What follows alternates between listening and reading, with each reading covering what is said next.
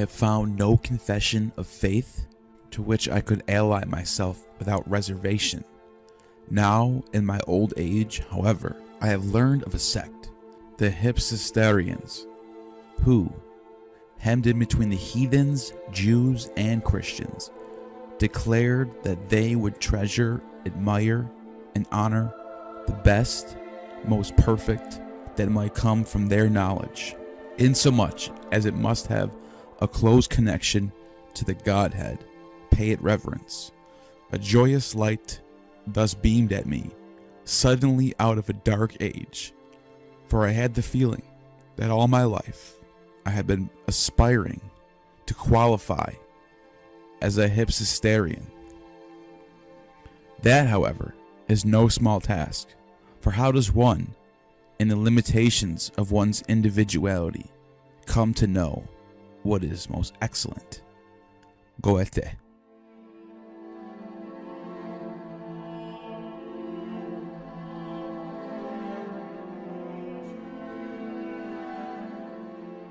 The Hypsistarians, worshippers of Hypsistos, which in Greek means Most High, a distinct Jewish/pagan sect, which flourished from about 200 BCE to around 400 of the Common Era, when the church began to no longer allow opposing sects other than Christianity. They mostly appear in Asia Minor, Cappadocia, Bithynia, Pontus, Paphlagonia, the southern Russian coast of the Black Sea, Pontus. According to Dr. Kaufman Kohler, they are traced back to the Bosporus region in the 1st century of the Christian era, and in Asia Minor in the 4th century. They worshipped God under the name Theos, Ipsos, Pantocrator, which means Most High and Almighty One. They observed the Sabbath and some of the dietary laws, but not circumcision, and they cherished a certain pagan veneration for fire and light, earth and sun, without observing any idolatrous rite. The first to write extensively on them is Gregory of Nazianzus. In his Contra Eunomium, he says they are probably related to, if not identical with, the Massilians, or the Euxianoi, which are God worshippers who also worship the Almighty God at the blaze of many lights. He thinks they are undoubtedly a remnant of Jewish proselytes who retained a few pagan notions, but were regarded as hostile to Christian doctrines. Now, how far back can we go with these monotheistic Greek people? Well, some have argued that the actual origins of this Hypsistarians goes back to even beyond the time of the 1st century, eras going back to 5th, 6th century BCE. And this would be worshippers of Sabazios. Sabazios is the horseman and sky father of the Phrygians and Thracians.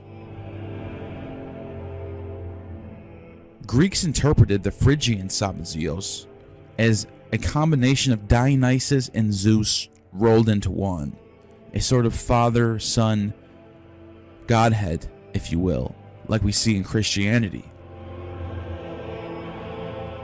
He's often depicted with a bronze hand used in worships of Sabazios, hands decorated with religious symbols such as the pine cone and the Dioscuri. They were often attached to poles and used for processional use. There's also some roots and evidence that the Cretans worshipped Sabazios as well.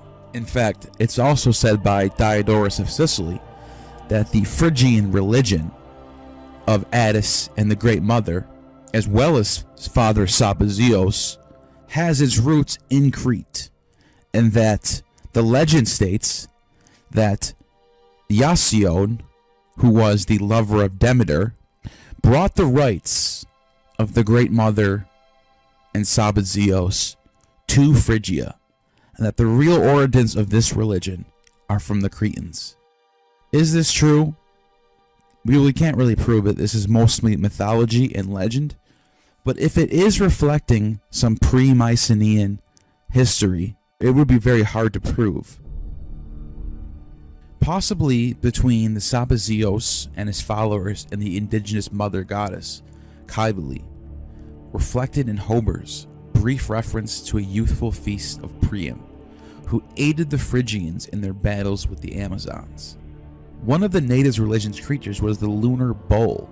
Sabazios' relations with the goddess may be surmised in the way that the horse places a hoof on the head of the bull. Some of the arguments about this Sabazios relating to the God Most High, Hypsistos, has to do with linguistics. For example, in 139 BC, the Jews who were settled in Rome were expelled, along with other Chaldean astrologers, Mithrists, and Egyptian worshippers of Isis and Osiris.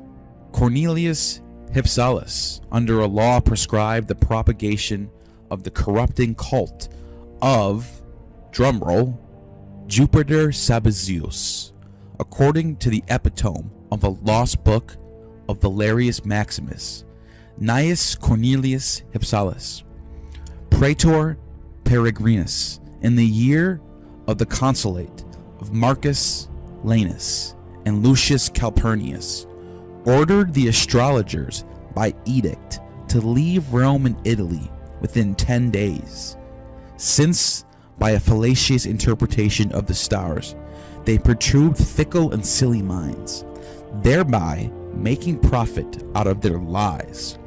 The same praetor compelled the Jews who attempted to infect the Roman custom of the cult of Jupiter Sabazios to return to their homes. Now, linguistically, some have argued that Jahve Sabaoth is linguistically connected to Yahweh, Jahve Sabazios. This is very tempting. However, it's hard to prove that this is the case because there's not a lot of sources on it. It's just looking at the two different terms side by side, and they are very similar. Now, is there any evidence outside of this? Well, there's some. Here's the thing. Plutarch has always maintained that the Jews worshipped Dionysus, and that the day of the Sabbath was a festival of Sabazios. Some say, like Tacitus for example, that the Jews worshipped Saturn. Saturn's day is the seventh day of the week. Plutarch also says that the Jewish god was the same as Typhon, which later in his book on Isis and Osiris, he also pulls back and rejects. The monotheistic Hypsistarians worship the Most High under this name, which may have been a form of the Jewish god. Also, going back to Tacitus, Tacitus makes the argument that the Jews, before they became the Hyksos, were from Crete. According to people like Tacitus and Berosus, the Jews came down from Crete, invaded Egypt, conquered Egypt, and then were expelled. Now, is there any evidence for this either? Not really. But if you take all this and put it together, it seems to line up with some of these sources. Suetonius also tells us that when Pompey the Great raided the temple of the Jews, he found an ivy diadem, which is also linked with both Dionysus and Sabazios. Sabazios is characterized as the ivy bearer. Dionysus wears an ivy diadem, which may have insinuated Orphic connections as well. Athens has a history of Sabazios as well. The ecstatic Eastern rites, practiced largely by women in Athens, were thrown together for rhetorical purposes by Demosthenes in undermining his opponent Ascanius for participating in his mother's cultic associations. On attaining manhood, you abetted your mother in her initiations on the other rituals and read out loud from the cultic writings. You rubbed the fat cheek snakes and swung them on your head, crying Zeus Sabaoth and Heus Attis Heus, which those are Bacchic cries. Bacchic and Sabaoth cries, which means that Sabazios is definitely connected with Dionysus.